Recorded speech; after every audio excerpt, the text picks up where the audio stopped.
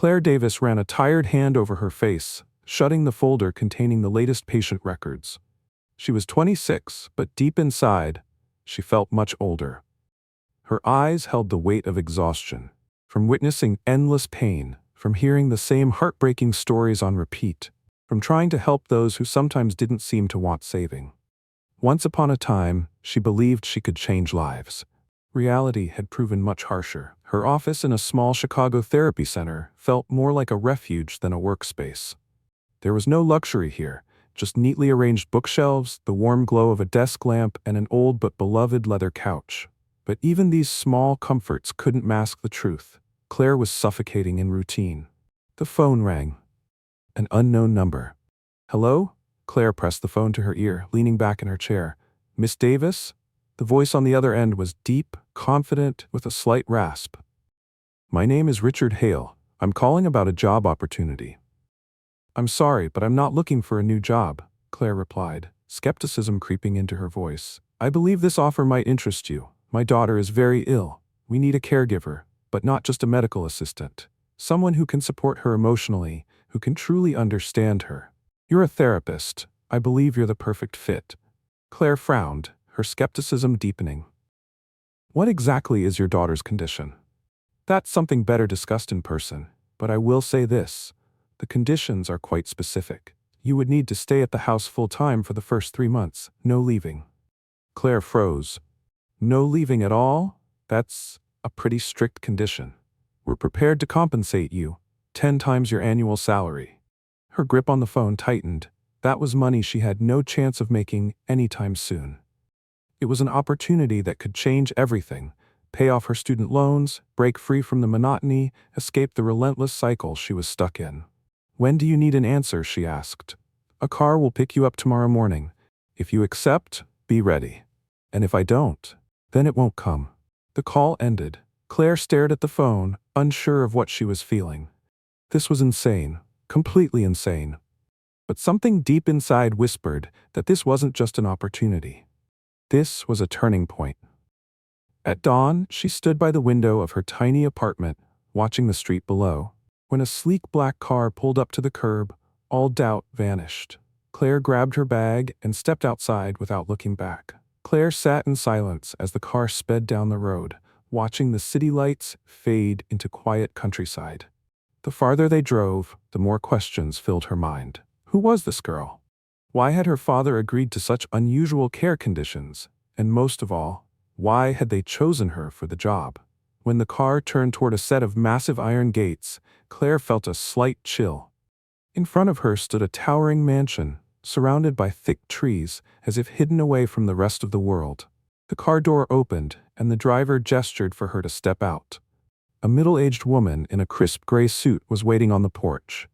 "Good evening, Miss Davis," she said with polite restraint. "My name is Margaret. I'm the house manager. Please follow me. Mr. Hale is expecting you." Claire walked through a grand foyer where a crystal chandelier cast soft reflections onto the marble floor. The house was luxurious but cold, like no one truly lived in it. Margaret led her to a study where a man sat behind a heavy wooden desk. His voice was instantly familiar.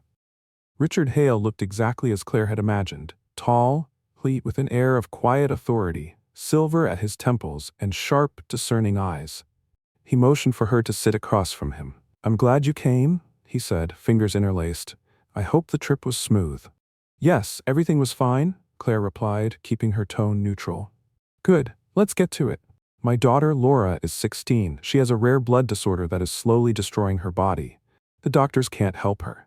On top of that, she has Asperger's. She rarely shows emotion, lives in her own world, and refuses to let people in. I need someone to be with her. Just be there."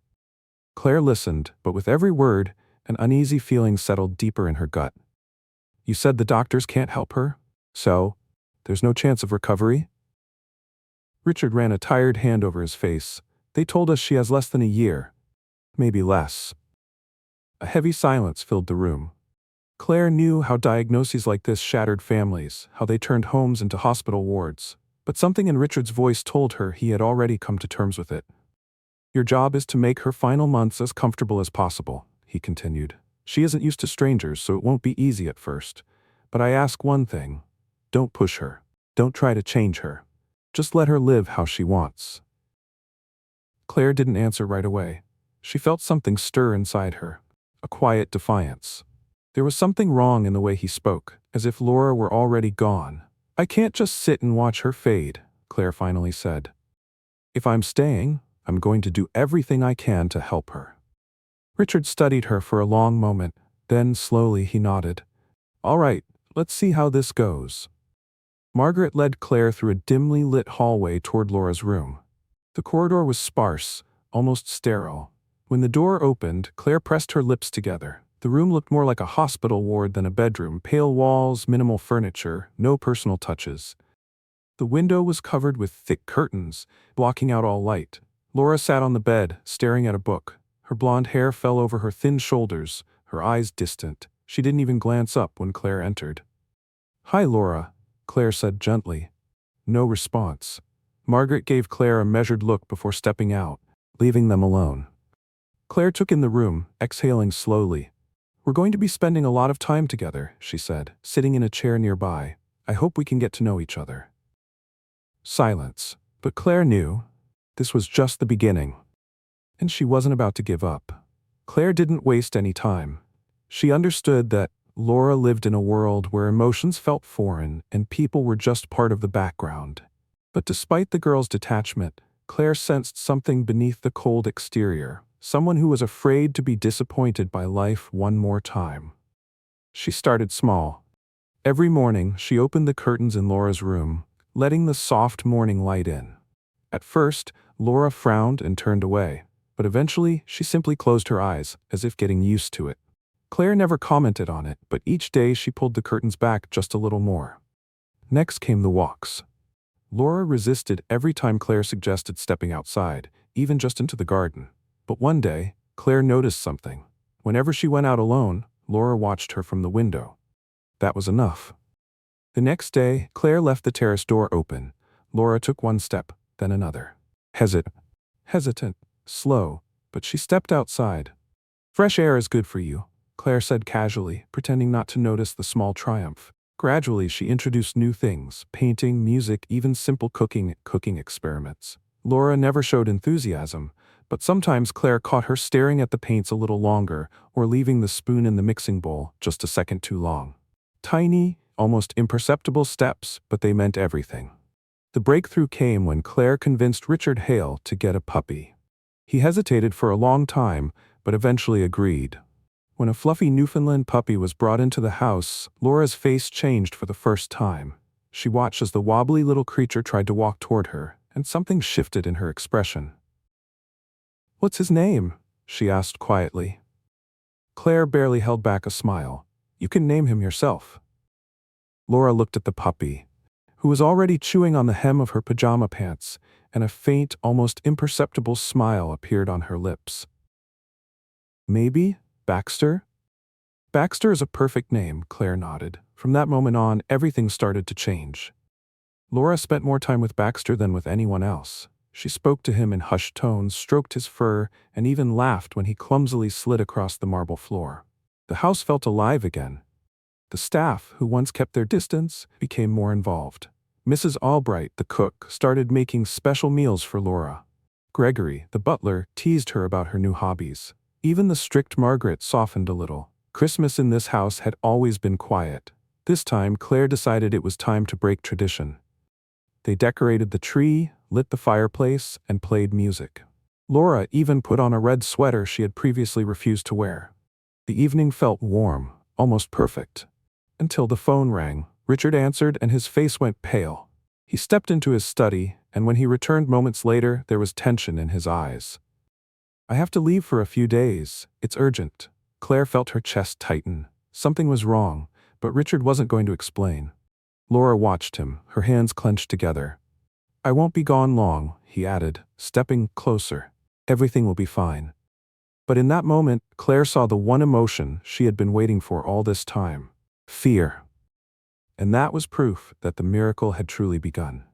Claire had been living in the Hale household for months now, and in that time, her life had completely changed. Taking care of Laura had become more than just a job. For the first time in a long while, she felt like she was doing something meaningful, something real. But along with that realization came another. She had lost a part of herself. In the rush of responsibilities, in the effort to break through Laura's walls, in the daily walks and playtime with Baxter, she had stopped being the person she once was. And right when she needed a break the most, the phone rang. "Claire," a cheerful voice called from the other end. "Guess who's finally leaving this boring town?" Claire smiled. It was Maddie, her longtime friend, the only one who had stuck around after everything that happened in the past.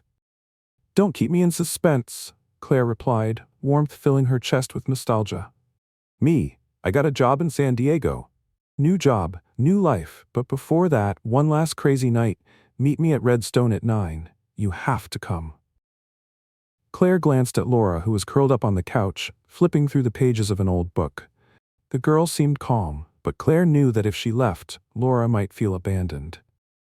"Come on, say you'll be there," Maddie pressed. Claire sighed.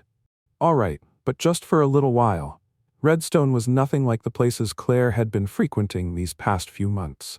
Loud music, flashing lights, drunken voices, it all reminded her of a life she had been trying to forget. But when she spotted Maddie waving excitedly from a booth, a little bit of that unease melted away. Finally, Maddie cheered, pulling her into a hug. "Damn, you've changed. For the better?" "For the way too responsible." Maddie smirked. "All right, sit down, spill the details. What's going on with you?" Claire laughed, relaxed, even let herself enjoy a glass of wine. She started to feel lighter, almost happy, until she saw him. Lovelace. The sight of him hit like a punch. Tall, self-assured, with that same smug grin that had once pulled her in, then shattered her. "Claire," he said smoothly, stepping closer. "Long time no see." She tensed. "Not long enough." "Oh, don't be like that," he chuckled. "I heard you disappeared. Healing old wounds? If you came here just to stir up trouble, you can turn right back around." He took another step toward her. "You know I love it when you get mad." Something inside Claire boiled over. He hadn't changed. He still thrived on making her suffer. "Get lost," she spat, but he wasn't moving. People were starting to turn and watch, and then a voice cut through the tension. "You heard her." A man at a nearby table stood up, tall, sharp features, a steady, confident gaze. "This isn't your business, pal." Lovelace sneered. "Seems like it's hers, not yours," the stranger said calmly. "So do us all a favor and walk away." For a second, Lovelace hesitated. Then he smirked and backed off. Claire exhaled, turning to the man. "Thanks. Don't mention it," he shrugged. "But you might want to steer clear of guys like him." She nodded. Half an hour later, she was on her way home, but her thoughts were still on that man. And she had no idea their paths were about to cross again. The Hale house carried a special kind of warmth that Christmas Eve. Soft lights filled the spacious rooms, mingling with the scent of cinnamon and pine, the quiet laughter of the staff, and the hushed conversations over dinner. As always, Claire stayed close to Laura, helping her feel at ease among the others. The girl still preferred silence and solitude, but something in her was shifting. Slowly, almost imperceptibly but undeniably. The evening unfolded smoothly until the front door opened, letting in a tall man. He slipped off his coat, ran a hand through his blonde hair, and stepped into the living room. The second Claire saw him, her breath hitched. It was him, the stranger from the club. His gaze met hers, and for a brief moment she saw the same flicker of surprise, mixed with curiosity. "Oh, look who finally decided to show up," Richard Hale said with a smile. "Everyone meet my eldest son, Nathan." Claire felt her stomach tighten. She struggled to keep her expression neutral, but her thoughts were racing. The man who had come to her defense that night was her employer's son. "Nathan, this is Claire," Richard continued. "She's been taking care of Laura, and thanks to her, this place feels a lot more like home." Nathan smirked slightly. "We've met." Richard raised an eyebrow. "Oh? Where?" "In a rather loud place I'm guessing Claire doesn't frequent too often," Nathan said, his eyes flicking to her. Heat rose to her cheeks. "That's correct," she said simply, keeping her voice steady. The conversation at the table moved on, but Claire couldn't focus. Every so often she could feel Nathan watching her, studying her. His attention unsettled her, yet deep down something told her this wasn't just a coincidence. Then out of nowhere, a small voice broke the chatter. Noof. The room went still. Claire turned slowly, her heart pounding. Laura was looking down at the puppy curled up at her feet, her lips shaping the word again, barely above a whisper. Noof? For a few seconds, nobody moved. Then, Richard Hale carefully set his glass down. Laura, his voice wavered. Did you just say something? The girl glanced at the puppy again, and then a ghost of a smile appeared on her face. Noof, she repeated, this time with more certainty. Claire's eyes welled with tears. It was the first time in years that Laura had spoken. Her world, her walls, were starting to crumble. The staff exchanged glances, the weight of the moment settling over them. Richard Hale didn't hide his emotions. He leaned down, gently brushing a hand over his daughter's hair. You did great, sweetheart, he whispered. You did great. Claire turned her gaze to Nathan. He was already looking at her, and in his eyes, she saw it, that same quiet understanding. From this moment on, everything would be different. In the days that followed, Laura changed. She didn't just observe the world anymore, she started engaging with it. Sometimes, it was something as small as holding a gaze for a second longer than usual, or moving her hand just slightly when someone reached out to her. But to Claire, those were victories. Nathan, too, was around more often. He spent hours sitting with Laura, watching her play with Baxter. Sometimes he'd bring books and read to her, his voice calm and steady. Claire couldn't ignore the way he looked at his sister. The patience in his eyes, the quiet hope in his voice. And then there was something else. Something unspoken forming between her and Nathan. It started with casual conversations about travel, about books, about life. Their talks grew longer, their encounters more frequent, and Claire found herself anticipating his presence more than she wanted to admit. She knew she shouldn't. She couldn't let herself trust someone again. But there was something about Nathan that pulled her in, that made her feel alive. You're not here just for Christmas, she told him one evening. They were standing by the window, watching Laura play outside with Baxter. No, he admitted, eyes still on his sister.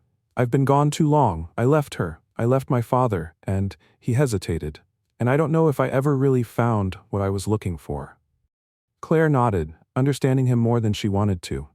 Are you afraid to stay? She asked quietly. He let out a short, dry laugh. Are you? She had no answer, because the truth was, she was, more than she wanted to admit. But as she looked at Laura, at this fragile, beautiful progress, she realized something. Maybe, just maybe, her own life was about to change too. And for the first time in a long while, she wasn't sure if she wanted to run from it. Several months had passed. The Hale house no longer felt cold and gloomy. Now, its walls echoed with voices, laughter, and sometimes even music. The atmosphere had changed, as if the very air was infused with warmth and hope. Laura was slowly stepping out of her shell. She was no longer just observing the world, she was becoming a part of it. She had learned to express her desires, speaking words that, though brief, were meaningful. She started recognizing people, calling them by their names. She even allowed herself to smile. The day Laura spoke a full sentence, the entire house froze. Baxter wants to go for a walk, she said softly, looking at her puppy. Claire froze, afraid she'd imagined it. But no. Laura was looking directly at her, waiting for a response. Mr. Hale, sitting nearby, covered his face with his hands. For the first time in many years he was crying. Oh my God, Laura, my girl, he whispered. The house staff couldn't hold back their emotions. Some were sniffing, others were quietly applauding. Even Nathan, with his usual stoicism, looked stunned. He met Claire's gaze, and in his eyes, she saw the same thing that was in hers. Awe, relief, pride. This moment became a turning point. From that day forward, everything changed. Soon, the house was filled with the glow of festive lights. Christmas was just around the corner, and this time, they were celebrating differently.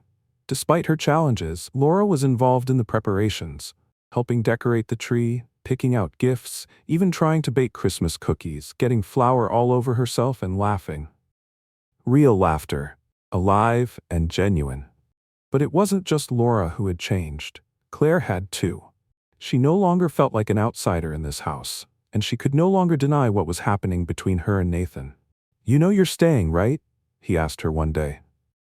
They were standing by the window, watching Laura play with Baxter in the yard. Claire hesitated. She was afraid of this conversation. You're happy here, aren't you? His voice was soft but certain. She turned to face him. Yes, she answered honestly. He smiled and took her hand. Then why run? She didn't know what to say, because for the first time in a long time she truly didn't want to run. The day came when the decision was made. At breakfast, Mr. Hale raised his glass. I have 2 reasons to be happy, he said, looking around the table. The first, my daughter is making progress no one expected, and for that, we're all grateful to Claire. Everyone applauded, and Claire smiled shyly. And the second? Someone asked. Nathan looked at her and squeezed her hand. Claire and I are leaving, together. A hush fell over the room. Mr. Hale seemed to have already known. He nodded, his eyes filled with pride. You've earned your happiness. The airport greeted them with hustle and bustle, but inside Claire felt an incredible calm. She held Nathan's hand, feeling the confidence she'd never had before. Behind her were the fears, the loneliness, the pain. Ahead of her was a new life. Before boarding, she turned around. Mr. Hale and Laura were waving at them. Don't forget us, Laura said quietly. Claire wiped away a tear. Never, she promised. And they walked into the future that finally belonged to them.